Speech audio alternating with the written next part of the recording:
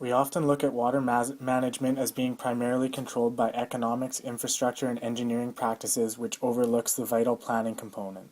Chapter 5 addresses this and highlights the institutional reforms that occurred in developed European countries, which was vital in shaping their current, generally efficient water management systems. More specifically, this chapter uses the example of Dutch water boards as a potential policy and legal framework that could be implemented in developing countries to create a more effective water management system. Salome calls to our attention the fact that in many nations which we now consider developed, very similar wastewater issues existed not so long ago. Water quality in cities has deteriorated to a state where canals became little better than open sewers, and during dry seasons the poor's water options became so scarce that these canals were often their only option for access to water. Major health problems became commonplace, and as urbanization connected to industrial revolution increased, so did the problems. Water boards have already existed for centuries in the Netherlands, but it wasn't until the mid-20th century that they began to include the management of wastewater in their mandates. Water boards continue to be essential to the Netherlands as 50% of this country is below sea level, and of that 50%, a staggering 65% of the nation's annual income is financially based there. Water boards in the Netherlands have progressed slowly over time, shifting ever slightly in function and purpose. The first water boards were highly decentralized. They were boards of elected officials created by and for communities to deal with specific local water management issues. Over time, however, water boards have evolved to become centralized as small systems have grown into large consolidated systems. The movement to centralized water boards came at the cost of many smaller water boards, and for every task there are specific individuals that are responsible for completion of specific tasks.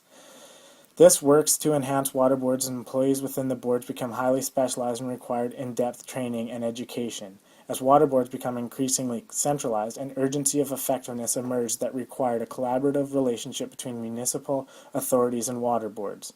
Another component that forces the Netherlands to heavily rely on expansive systems of water boards is within their physical geographical location. As a result of the Netherlands being located primarily downstream of many other European countries, they face some of the highest quantities and concentrations of water pollution. In order to encourage reduced traces of pollution, the Netherlands relies on their years of experience. They have promoted new agreements aimed at decreasing pollution through chiefly ecologically based interests. Effective water management has been a result of collaboration on a local and international scale. Over the years, wastewater treatment has changed dramatically from its earliest days. Advances in management and technology have come primarily as a result of changing understandings of negative effects of wastewater, backed up by ever-evolving legislation, both nationally and internationally, and increased pressure for efficiency from population which continues to grow and which continues to demand better cost effectiveness. Today, benchmarking is used to ensure accountability and increase public support by showing people what they are getting for their money. Benchmarking is a method water boards use to demonstrate how revenue expenditure streams of budget are formulated and with what results. Benchmarking has become a vital component of water management and especially water boards because it demonstrates to the public a clear correlation between costs and outcomes. Benchmarking uses collaboration to show the public how and where money is used and what is achieved from these investments. Funding and budgeting of these projects is crucial to whether or not they operate effectively. Budgets are means of allocating financial resources in order to serve the public. Municipalities raise taxes for the collective of wastewater and sewer system. Water boards raise taxes for transportation and treatment of wastewater in addition to tax for water quality control and safe dikes.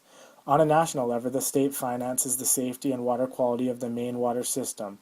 There is political pressure to reduce costs and limit the increase of tariffs.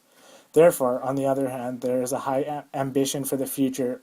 On the other hand, cost reduction and better efficiency and effectiveness are needed to maintain the position that the water boards are still the best organization for the job.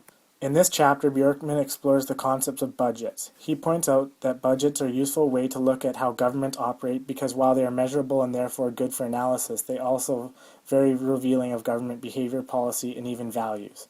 Budgets might be a set of numbers, but there is nothing simple or objective about those sets of numbers.